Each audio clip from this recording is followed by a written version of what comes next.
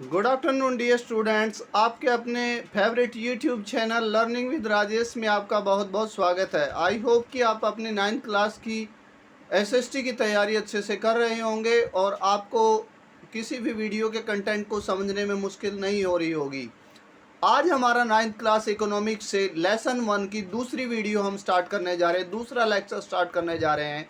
कल हमने इकोनॉमिक्स में पालमपुर की गांव की कहानी के संबंध में पालमपुर गांव का परिचय के बारे में पढ़ा था और हमने जाना था कि किसी भी कार्य के उत्पादन के कौन कौन से कारक होते हैं और पालमपुर गांव में भूमि किस प्रकार बटी हुई है और भूमि पर उत्पादन बढ़ाने के लिए क्या क्या किया जाना चाहिए। आज हम जानेंगे कि पालमपुर गांव में उत्पादन का अगला कारक श्रम जो है यानी लेबर जो है उसकी व्यवस्था कहाँ से होती है। जैसे कि आपको पता है कि गांव में मुख्य कार्य कृषि है। अब कृषि के लिए लेबर की व्यवस्था कहाँ से होती है। सबसे पहले हम जानेंगे कि जो छोटे किसान होते हैं वो खुद अपने परिवार के साथ खेत में श्रम करते हैं यानी लेबर का काम खुद ही कर लेते हैं। ऐसा पालमपुर में भी होता है और आपके गांव में भी होता होगा, आप ये प्रैक्टिकली देख सकते हैं। उसके बाद बड़े और मझोले किसान जो है वो किराए पर श्रम की व्यवस्था करते हैं। जो मीडियम जो फार्मर होते हैं या बड़े फार्मर होते हैं वो किराए पर मजदूरों की व्यवस्था करते हैं अपने कार्य के लिए। लेकिन जैसे जैसे हमने देखा कि टेक्नोलॉजी का ज़माना बढ़ता जा रहा है, अब श्रमिकों की मांग घटती जा रही है, इसलिए गांवों में श्रमिक कम होते जा रहे हैं क्योंकि वो अन्य कार्यों के लिए में लगे हुए हैं। यदि श्रम की मांग कम होगी और श्रमिक ज़्यादा होंगे तो फिर क्या हो जाएगा, दिक्कत हो जाएगी। ऐसा हम आगे पढ़ेंगे। तो देखिए, बड़े और मझोले किसान किराए पर श्रम की व्यवस्था कर लेते हैं। खेतों में काम करने वाले जो श्रमिक हैं वो भूमिहीन या बहुत छोटे प्लाटों में खेती करने वाले होते हैं। ऐसा सभी गाँव में होता है, पालमपुर में भी ऐसा ही है। उन्हें नियमित काम नहीं मिलता है। ये छोटे प्लाट वाले या भूमिहीन मजदूर अगर मजदूरी करने के लिए किसी बड़े किसान के यहाँ पर चले भी जाते हैं तो उन्हें नियमित काम नहीं मिलता। अलग अलग कार्यों के लिए अलग अलग मजदूरी मिलती है, जैसे कि कटाई के लिए अलग, निराई गुड़ाई के लिए अलग, कपास की चुनाई के लिए अलग, तो उस प्रकार, और खरपतवार छंटाई के लिए अलग से मजदूरी मिलती है। उन्हें सरकार द्वारा सुनिश्चित वेतन यानी जो सुनिश्चित मजदूरी है, यहाँ पर मजदूरी भी होना चाहिए कि जो मजदूरी सरकार ने सुनिश्चित कर रखी है कि एक दिन में दिहाड़ीदार को 300 रुपये मिलने चाहिए या 350 मिलने चाहिए, तो पालमपुर गांव के लोगों को सुनिश्चित मजदूरी नहीं मिलती यानी सुनिश्चित मजदूरी से कम मिलती है। इसका कारण ऐसा क्यों, वही बात मैंने पहले बताया था कि हम जानेंगे कि ऐसा क्यों होता है कि पालमपुर गांव में श्रम की मांग कम है, यानी लोग ट्रैक्टर्स मशीनरी से ज़्यादा काम करते हैं। ऐसे में फिर क्या होता है, जो काम करने वाले चाहे वो थोड़े भी हों वो थोड़े भी बैठे ही रहेंगे, उनसे कोई श्रम की मांग करेगा ही नहीं। अगर वो जाकर के मांग करेंगे तो फिर जमींदार या मालिक क्या कहेंगे, आपको मनचाही मजदूरी देंगे भैया, आपको 150 रुपये मिलेंगे या एक दिन के 100 रुपये मिलेंगे। ऐसा हम सविता के उदाहरण में आगे जानेंगे। तो अब आप समझ गए होंगे, सबसे पहले आपने समझा कि पालमपुर गांव में श्रम की व्यवस्था कैसे होती है। आपने पढ़ा कि छोटे किसान तो अपने यहाँ खुद ही मजदूरी कर लेते हैं, बड़े और मझोले किसान मजदूरी की व्यवस्था कर लेते हैं। मजदूरी की व्यवस्था में उन्हें जो श्रमिक मिलते हैं, जो लेबर मिलती है, उन्हें वो मनचाही मजदूरी देते हैं। मनचाही मजदूरी क्यों देते हैं, क्योंकि वो मशीनरी से काम करते हैं। ज़्यादातर काम जब भी मांग होती है तो वो मांग कम होती है श्रम की और काम करने वाले ज़्यादा होते हैं, इसलिए वो उन्हें मनचाही मजदूरी दे देते हैं। आई होप कि आपको समझ आया होगा। उसके बाद खेती के लिए आवश्यक पूंजी, तीसरा और महत्वपूर्ण कारक जो हमने पढ़ा था। वैसे हमने जाना था कि जो पूंजी है उसे भौतिक पूंजी कहा गया है और भौतिक पूंजी के 2 भाग हैं, एक जो स्थायी पूंजी है, एक कार्यशील पूंजी है। अब आपके माइंड में एक विचार आ रहा होगा कि सर पूंजी जो कार्यशील पूंजी है ना वो सबसे पहले चाहिए, पैसा चाहिए। स्थायी पूंजी तो बाद में आएगी, पैसा ही नहीं होगा तो ट्रैक्टर कहाँ से लाएंगे खेती के लिए। तो आपको समझ आया कि वो पूंजी चाहिए। अब देखेंगे कि जो ये कार्यशील पूंजी है वो पालमपुर गांव के लोग कहाँ से उसे प्रबंध करते हैं। अधिकांश छोटे किसान उधार लेते हैं।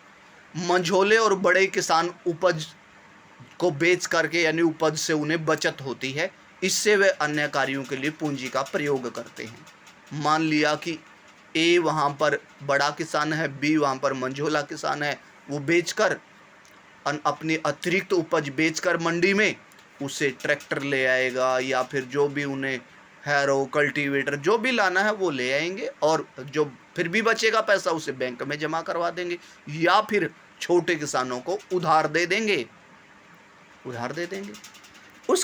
उसके बाद हम सविता का उदाहरण जान लेते हैं कि सविता एक छोटी किसान है।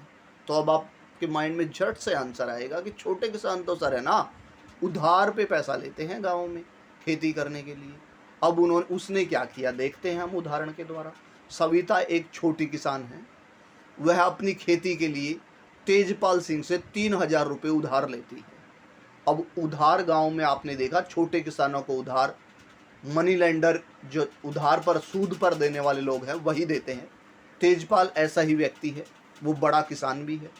उसे यानी सविता को 24% ब्याज दर पर उधार देता है, यानी 2% पर देता है। साथ में सविता से यह वचन भी लेता है कि वह उसके खेतों में कटाई के मौसम में 100 रुपये मजदूरी पर काम करेगी। अभी हमने देखा कि पहले पाया कि गाँवों में जहाँ पर श्रम की मांग कम होती है, लोग मालिक उन्हें मजदूरी कम देते हैं। अब यहाँ पर वो उधार लेने के चक्कर में तेजपाल सिंह के यहाँ फंस गई कि वो एक तो बड़ी ऊंची ब्याज दर पर पैसा लेगी तेजपाल से, दूसरा एक और शर्त मानेगी कि 100 रुपये मजदूरी में, क्योंकि सरकार द्वारा सुनिश्चित मजदूरी उसे नहीं मिलेगी। अब सविता इन शर्तों को मान लेती है क्योंकि उसे पता है कि छोटे किसान को कर्जा मिलना बहुत कठिन है। आप जानते हैं, क्योंकि बैंक उन्हें कर्जा देता नहीं है। बैंक कर्जा क्यों नहीं देता है? उसके लिए समर्थक ऋणाधार की ज़रूरत पड़ती है, जिसे हम कक्षा 10 मनी एंड क्रेडिट की उधार के बारे में मुद्रा और साख वाले अध्याय में जानेंगे। तो आपको मैंने पहले ही बता दिया है कि समर्थन यानी उनके पास कुछ गिरवी रखने के लिए नहीं होता है, इसलिए वो साहूकारों से तेजपाल सिंह जैसे व्यक्ति से उधार पर पैसा लेते हैं, जैसा सविता ने किया। अब आप देखेंगे कि अगर सविता को बैंक या सरकार की किसी सहायता से अगर लोन मिलता तो वो उसकी स्थिति कुछ और होती।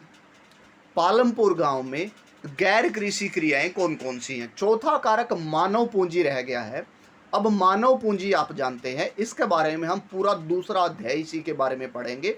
संसाधन के रूप में लोग, मानव पूंजी आप जानते हैं क्या होती है? मानव भी एक पूंजी के रूप में कार्य करता है।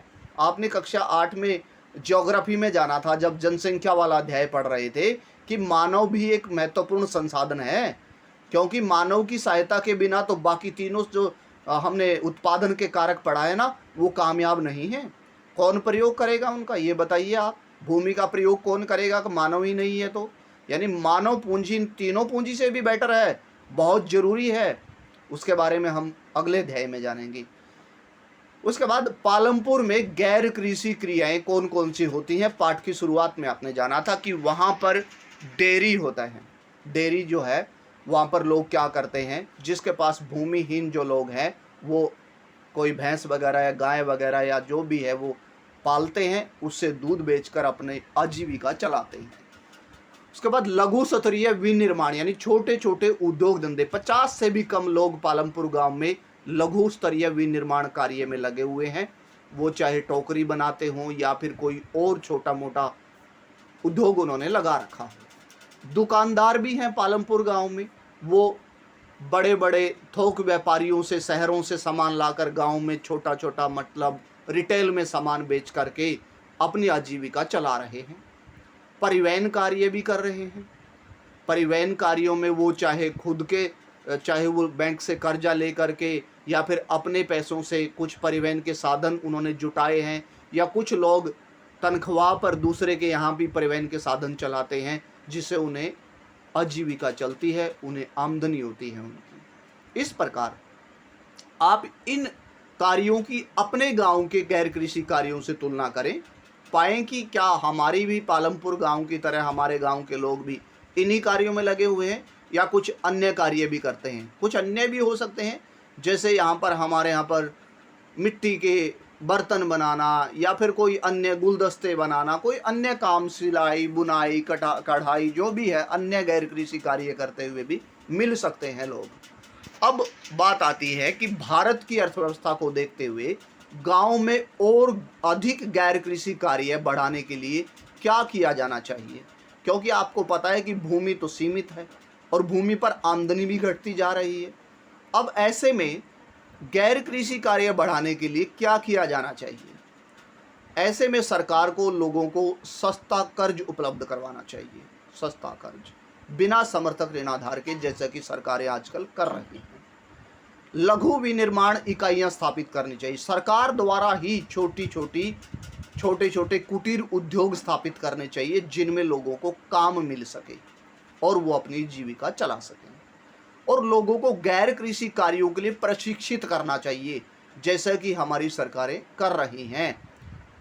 प्रधानमंत्री कौशल विकास योजना के तहत लोगों को छोटे छोटे गैर कृषि कार्यों के लिए प्रशिक्षित किया जा रहा है, जिससे कि लोगों को गैर कृषि कार्य करने में आसानी हो और वो अपनी रोजी रोटी चला पाएं। आई होप कि आपको लेसन अच्छे से समझ आया होगा। 2 वीडियोज़ में ही अपनी लेसन अच्छे से समझ लिया है। कल हम इस लेसन के प्रश्नोत्तर करेंगे और आप जानेंगे कि आप खुद ही आंसर बता पाएंगे, क्योंकि आपने दोनों वीडियोज़ अच्छे से देख लिए हैं। यदि आप मेरे यूट्यूब चैनल पर नए हैं तो please subscribe the channel, like and share also.